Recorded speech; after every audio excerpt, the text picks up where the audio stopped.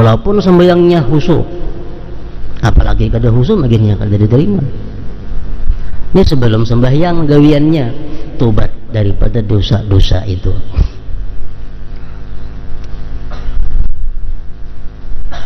Pertama, yang sering kali disebut di dalam hadis Rasulullah yang menyebabkan sembahyang kita ini kada kawat terangkat, musaramah. Musaramah ini artinya bermusuh-musuhan antara orang Islam kada bertagur sapa lebih daripada 3 hari.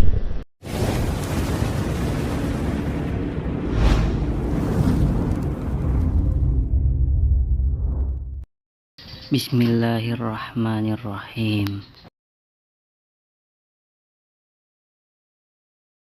Syarat diterima sembahyang. Syarat diterima sembahyang ini ada sifatnya dilakukan sebelum sembahyang, ada dilakukan perahatan sembahyang. Ini supaya diterima sembahyang. Supaya sembahyang kita ini diterima, ada hal-hal yang kita lakukan sebelum sembahyang, ada yang perahatan sembahyang. Nang sebelum sembahyang napa? Pertama tobat.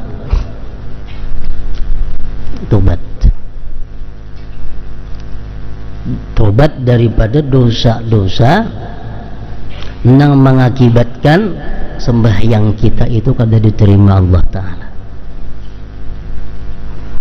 Di dalam hadis beberapa macam banyak dosa-dosa yang bila kita lakukan itu kita kada tobat, sembahyang kita kada diterima Allah. Walaupun sembahyangnya khusyuk, apalagi kada khusyuk makinnya kada diterima. Ini sebelum sembahyang gawiannya tobat daripada dosa-dosa itu.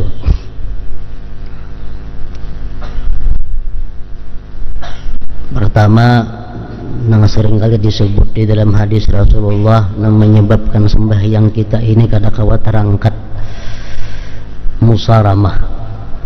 Musaramah ini artinya bermusuh-musuhan antara orang Islam kada bertagur sapa lebih daripada 3 hari.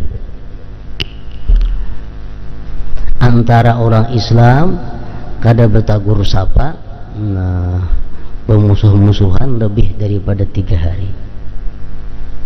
Bermusuh-musuhan artinya lain lawan orang memusuhi.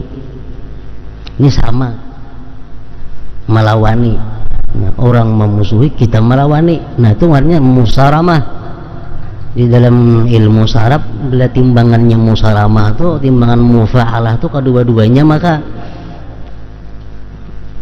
musaramah saling membenci, saling mentiror, saling bertolak belakang, saling kada bertaguran. Nah ini orang ini kalaunya sembahyangnya kada terangkat lebih pada sekilan pada kepalanya. Artinya apa? Kada diterima oleh Allah Subhanahu wa Ta'ala sebelum dia bertobat, sebelum tobat. Musaramah namanya.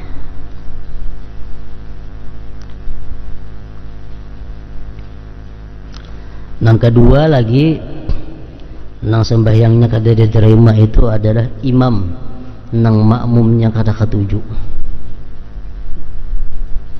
Maksudnya makmum kada katuju ini mayoritas makmum itu kada katuju si fulan itu jadi imam, tapi hendak kebesorong jadi imam. Nah, misal di masjid tuh orang 10, 7 nang kada katuju, paling 3 nang kada katuju, anak sidin juga nang katuju tuh paling. Orang lain kan nang katujunya. Nah sidin itu sembahyang kada diterima.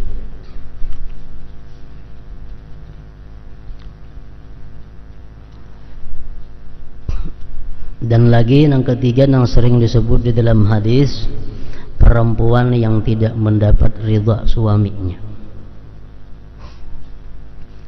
Bini-bini istri nang kada ridha, kada diridai oleh suaminya. Sebulan kada diridai, sebulan itu sembahyangnya prai. Arti prai kada dapat pahala dari Allah, kada diterima oleh Allah.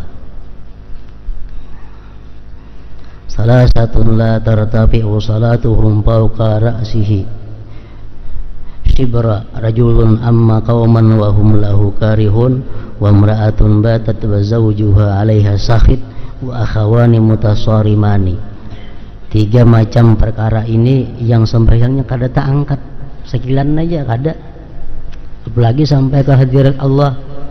Orang jadi imam, makmumnya tadi kada ketujuh, perempuan nang lakinya benci, dan 2 saudara yang berbantah-bantahan. Jadi hendak sembahyang tobat dahulu nih. Punya ada bisa laki kalau dihubungi minta ridha lawan laki, amunnya bertengkar lawan saudara tadi bebantar-bantahan, amunnya orangnya ada di parak kalau didatangi, amunnya kada niat dalam hati sudah damai. Termasuk nang ditolak oleh Allah juga sembahyangnya, walaupun kayak apa sembahyangnya, adalah sahibul bid'ah. Seperti yang kita jelaskan malam Selasa tadi, orang yang punya bid'ah, punya i'tikad bid'ah, atau punya perilaku bid'ah, nah orang ini pun ditolak juga oleh Allah. Orang yang memakan makanan haram, orang yang memakai pakaian haram, walaupun 1/10 daripada nilai pakaian itu terdapat daripada dana duit yang haram, Allah kada berkenan menerima. Jadi kalau hendak sembahyang dilepas dulu kalau pakaian itu kita tahu ini adalah pakaian yang mengandung yang haram, atau kita ada makan makanan yang haram, kita tobat kepada Allah. Kita kada hendak lagi mengulangi, namun mencintan ampun orang, kita antarakan barangnya atau kita minta halal kepada ampunnya. Selama kita kada minta halal terhadap barang juntanan yang kita makan itu, nah sembahyang kita masih kada berkenan oleh Allah Subhanahu wa ta'ala. Termasuk lagi dalam hadis disebutkan gibah. Orang imbah menggibah sembahyang bertobat kada, bapak kada diterima Allah sembahyangnya. Sampai langit pertama aja ditolak oleh malaikat. Demikian pula orang yang namimah, orang yang anjur atar, orang yang sombong, orang yang ujub, orang yang durhaka kepada 2 orang tuanya, kalau kada minta ridha, itu amal sembahyangnya ditolak oleh Allah. Nah ini syarat sah. Dan banyak lagi dosa-dosa yang menyebabkan amal ditolak oleh Allah. Pemimpin, pemerintah yang zalim terhadap rakyatnya, orang-orang yang khianat terhadap amanahnya, orang-orang yang datang kepada dukun dan membenarkan apa yang dikata dukun, 40 hari amalnya ditolak oleh Allah. Nah, jadi syaratul kabul, syarat agar amal ibadah khususnya sembahyang diterima oleh Allah ini pertama adalah tobat. Makanya setiap sembahyang kita dianjurkan berwudu walaupun kada batal. Setiap anak sembahyang dianjurkan berwudu walaupun kita kada batal, karena wudu itu adalah merupakan cerminan daripada tobat. Kita membasuh tangan, kita berharap lawan Tuhan diampuni dosa di tangan.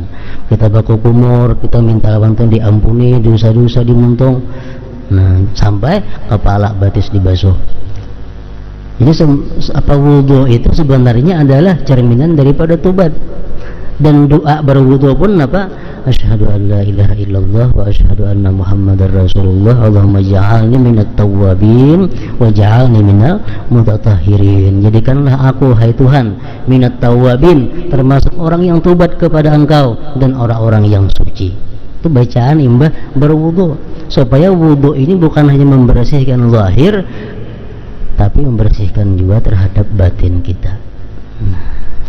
Jadi sebelum sembahyang tobat. Yang kedua, sebelum sembahyang itu yang perlu lagi supaya diterima Tuhan sembahyang itu adalah ikhlas. Ikhlasnya hendaknya sebelum sembahyang. hendak sembahyang tuh kenapa garang dulu maka hendak sembahyang. Bila hendak sembahyang ini karena menjunjung perintah Allah, nah ngarannya ikhlas, hanya sembahyang. Nah yang ketiga hanyar yang pertama tadi tobat dilakukan sebelum sembahyang, ikhlas sebelum sembahyang sampai terusnya ikhlas. Yang ketiga khusyuk. Nah khusyuk itu adalah syarat untuk diterima Allah Subhanahu wa taala juga, khusyuk tadi.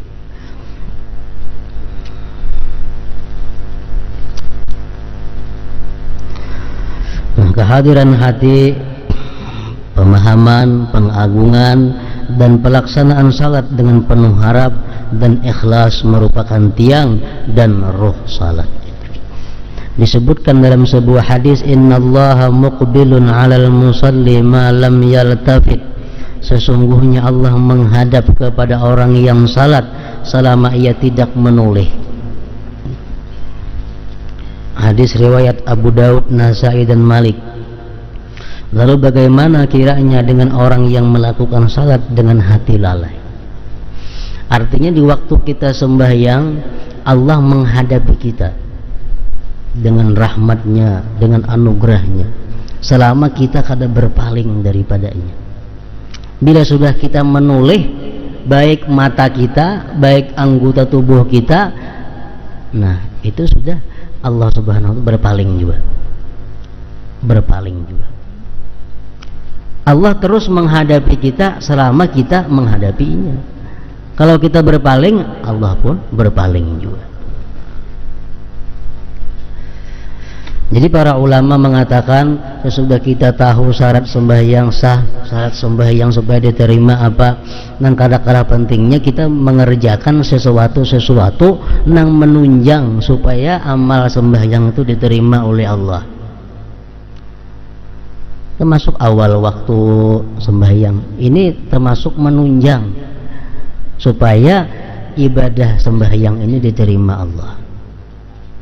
Karena walaupun sembahyang kita kurang khusyuk, sembahyang kita kurang bagus adabnya, tapi karena kita di awal waktu itu Allah bisa mempertimbangkan. Termasuk lagi sembahyang berjamaah ini termasuk nang mendorong diterima oleh Allah. Dalam beberapa kitab fikih disebutkan bahwa salah satu kenapa hikmahnya sembahyang berjamaah itu disyariatkan karena kaum muslimin ini iman, Islam dan kehusuan itu berbeda-beda, kada sama tingkatannya, kemurniannya kada sama. Khusyuk kita lawan khusyuk si A si B itu kada sama. Nah dengan adanya sembahyang berjamaah itu, maka kalau ada orang nang khusyuk ini bisa menutupi kepada nang kurang khusyuk. Imam kayaknya kada kah? Pembelakangan kah? Pemukaan kah? Inya sembahyang khusyuk, ada yang di sekitarnya di masjid itu nang kada khusyuk bisa ditutupi berkahnya sampai kepada nang kada khusyuk. Nah jadi sembahyang berjamaah termasuk menunjang untuk diterima oleh Allah. Artinya membuat pertimbangan. Ini orangnya sembahyangnya khusyuk kada, sembahyangnya beradab kada, nah makruh banyak juga, tapi nya berjamaah. Nah itu bisa lain lagi nilainya. Nah menunjang lagi amal sembahyang ini diterima Allah, fi'lul masnunat wa tarkul makruhat. Nah, fi'lul masnunat memperbuat nang sunat-sunatnya. Baik nang qablas salah sebelum sembahyang, wa fis salah nang dalam sembahyang, wa ba'das salah nang sesudah sembahyang. Sunat sembahyang nang sebelum sembahyang napa? Macam azan, qamat. Itu sunat. Itu pertimbangan juga oleh Allah kaina. Nang dalam sembahyang sunatnya makin banyak lagi. Dan sesudah sembahyang pun ada juga sunat-sunatnya. Jangan kita sembahyang, assalamualaikum warahmatullah, assalamualaikum warahmatullah, lalu kita beristighfar 3 kali, itu sunat sesudah sembahyang. Nah, itu pun bisa menutupi kekurangan yang ada di dalam sembahyang. Nah, yang keempat, tarakul makruhat, meninggalkan yang makruh dalam sembahyang. Itu pun menunjang juga untuk diterima Allah sembahyang itu. Dalam sebuah hadis pula disebutkan bahwa jika seseorang hamba menunaikan salat, maka Allah mengangkat hijab antara dia dengan hambanya, menghadapinya dengan wajahnya yang mulia. Tentu sembahyang nang bagus, sembahyang nang sempurna. Orang nang sembahyangnya bagus, sembahyang yang sempurna, Allah angkat hijab dinding. Para malaikat berdiri berbaris dari kedua pundaknya hingga ke angkasa. Mereka salat bersamanya dan mengaminkan doanya. Kebaikan tercurah kepadanya mulai dari awan di langit hingga ke ubun-ubun. Jika orang yang sedang bermunajat itu mengetahui kepada siapa dia sedang bermunajat, niscaya dia tidak akan berpaling darinya. Pintu-pintu langit terbuka bagi orang-orang yang salat, dan Allah membanggakan kesungguhan mereka. Allah banggakan kepada para malaikat. Ini orang yang sembahyang itu.